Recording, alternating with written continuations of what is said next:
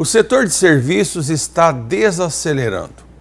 Saiu o último dado do Banco Central sobre o nível de atividade da economia em 2012. Por esse indicador, o crescimento do país ficou um pouco acima de 1%.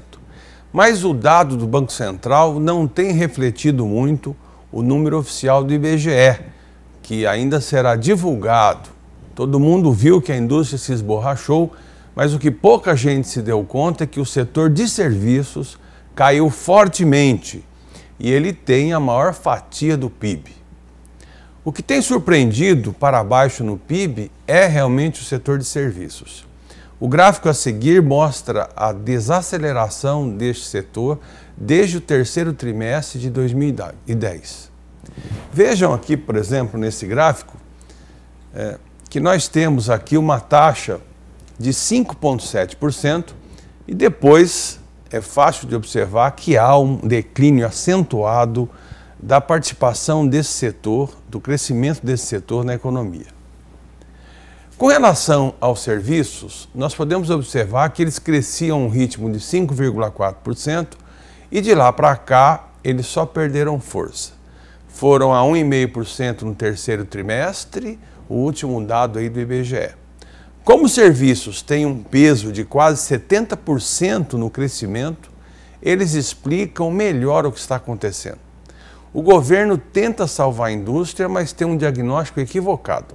O que melhor explica a queda do PIB é o setor de serviços e ele também pode estar enfrentando problemas estruturais. Os entraves da indústria já são conhecidos, por isso esse alerta para os serviços é preocupante. O problema está no mercado de trabalho, porque o setor de serviços é um setor intensivo em mão de obra e cresceu muito nos últimos anos, incorporando trabalhadores ociosos. Com a queda do desemprego, o crescimento terá que vir por treinamento e educação. Em todo o mundo, crescer décadas seguidas pelos serviços é um enorme desafio. Os Estados Unidos conseguiram, mas eles investiram muito em educação por muitos anos e começaram há muito tempo. Dois subsetores dentro dos serviços têm um cenário particular e desafiador. O primeiro é o mercado financeiro. Se expandiu muito com a concessão de crédito, mais que dobrou em 10 anos e a inadimplência permanece alta. Sofreu uma desaceleração fortíssima de 6,3%, de alta no terceiro bimestre de 2011, caindo para 0,6% no mesmo período de 2012, numa taxa acumulada aí de 12 meses. Da mesma forma, os serviços de informação cresceram pelo boom inicial da internet e da telefonia móvel, saíram de 4,9% para 3,4%.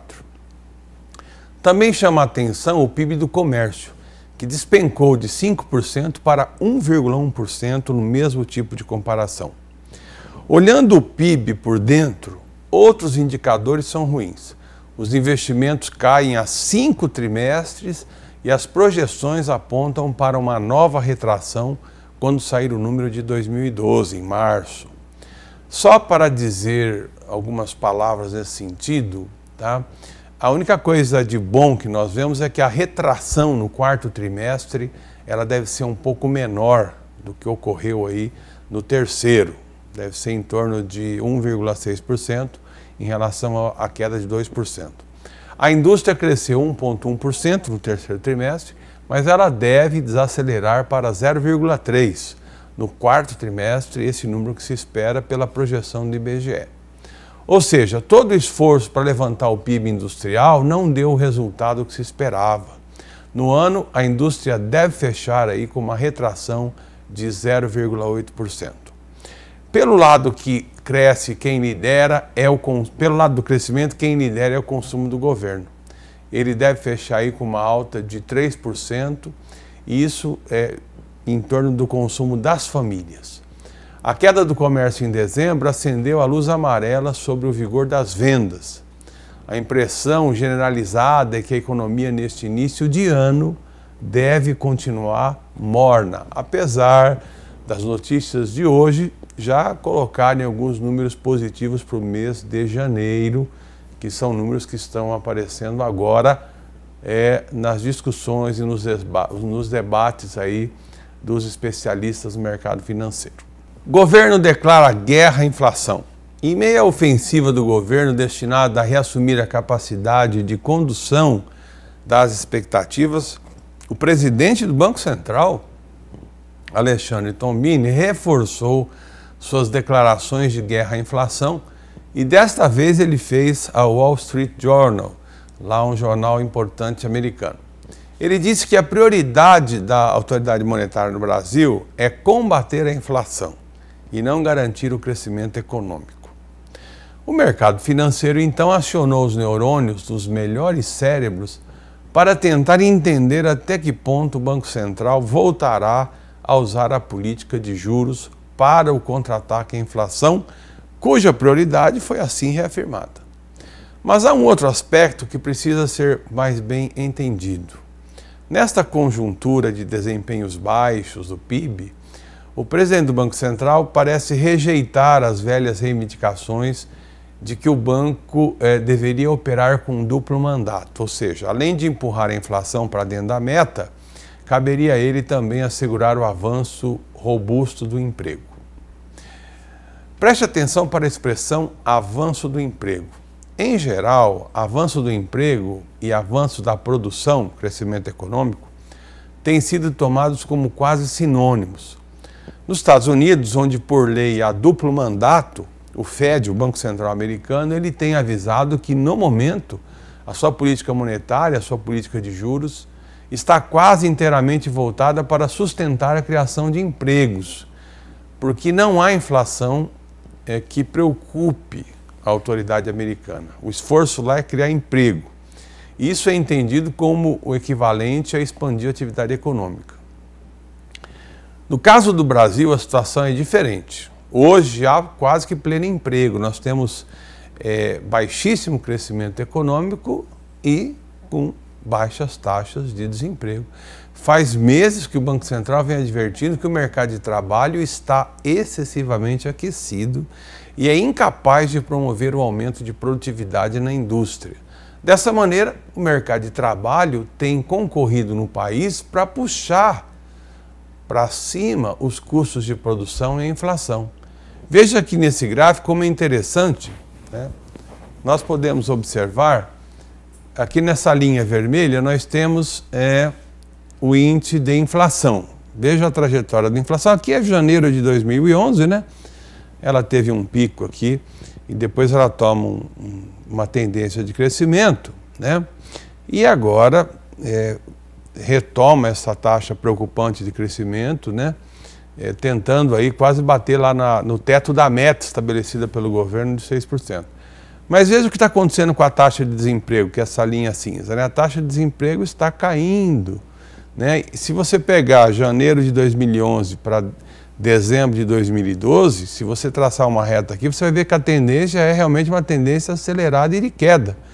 Então, no Brasil, nós temos uma situação curiosa, olha, e diferente dos Estados Unidos. Nós temos aqui uma taxa de desemprego cada vez menor e com o índice de inflação subindo. Portanto, as medidas que o governo toma são bastante diferentes daquelas que a autoridade americana tem anunciado. Caso a prioridade seja o controle da inflação e não incentivar o crescimento, como acaba de avisar o diretor do Banco Central brasileiro, né, segue-se que atualmente esse banco, então, não vai contribuir ainda mais para a criação de empregos. Quer dizer, ele deve sim concentrar os seus esforços na tentativa de derrubar a inflação. Como conciliar a necessidade de incrementar o PIB sem esticar demais o mercado de trabalho é por si só um desafio e tanto. Nós vamos ver como é que vai sair essa situação. Mas a questão imediata consiste em saber como é que o banco vai combater essa inflação. Se a decisão é manter os juros onde eles estão por um período suficiente, prolongado, por exemplo, como está nos textos aí oficiais, se ele está fora de cogitação, se essa política cambial como instrumento de controle da inflação vai ser utilizado ou não, se vai se recorrer a tais políticas macroprudenciais, que é o controle de crédito, para tentar segurar esses preços.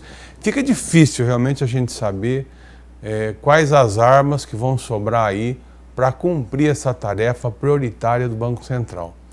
Como não se consegue acionar as políticas para objetivos tão imediatos, as autoridades monetárias elas tentam então conter os remarcadores de preços somente com base em conversa, o que de fato é improvável nesse aspecto que se obtenha um sucesso duradouro. Sendo assim, talvez as autoridades tenham que recorrer novamente ao aperto, elevando as taxas de juros. É a aposta que a gente tem feito aí nos últimos dias. Vamos agora no terceiro bloco, então, responder as perguntas dos telespectadores. A pergunta 1 é a seguinte: eu devo aplicar meu dinheiro mensal em um fundo de investimento ou fazer uma previdência? Bom, o negócio é o seguinte, um bom princípio é diversificar as aplicações em produtos que tenham prazos de maturação diferentes. Recursos que nós utilizamos no curto prazo, eles devem ser aplicados em produtos com alta liquidez e maturação rápida. Recursos que nós podemos dispor por mais tempo, eles devem ser aplicados em produtos de menor liquidez, maior risco e, por consequência, em prazos mais longos de maturação. Produtos de previdência complementar privada, eles caracterizam-se por serem investimentos de longo prazo.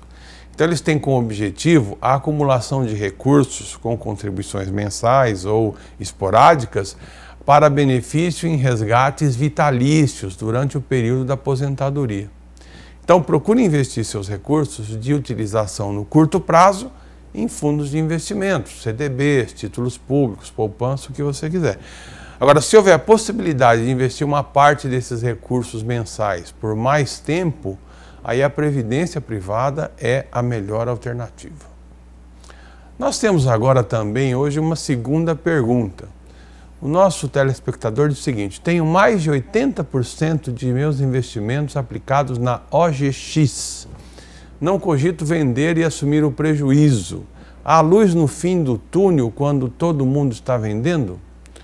Bom, não há como afirmar com certeza se há luz no final do túnel. Investir na OGX, que é uma empresa do setor de petróleo, é uma aposta arriscada, é uma aposta de longo prazo, mas tem um altíssimo potencial de retorno ou mesmo de perda, tá? De qualquer forma, mesmo que você decida continuar investindo nas ações da empresa, diversificar seu portfólio, por exemplo, melhorar ou reduzir esses 80% de concentração é uma medida inteligente, né? Eu acho que na realidade você está com a carteira muito concentrada num único investimento, né? Você tem que lembrar daquela história de não deixar os ovos na mesma cesta. Isso é um recado importante da economia. Termina aqui o nosso programa Gestão de Negócios. Para dúvidas, críticas, sugestões, escreva para a gente no tv@unipar.br. Obrigado pela sua audiência e até a próxima edição.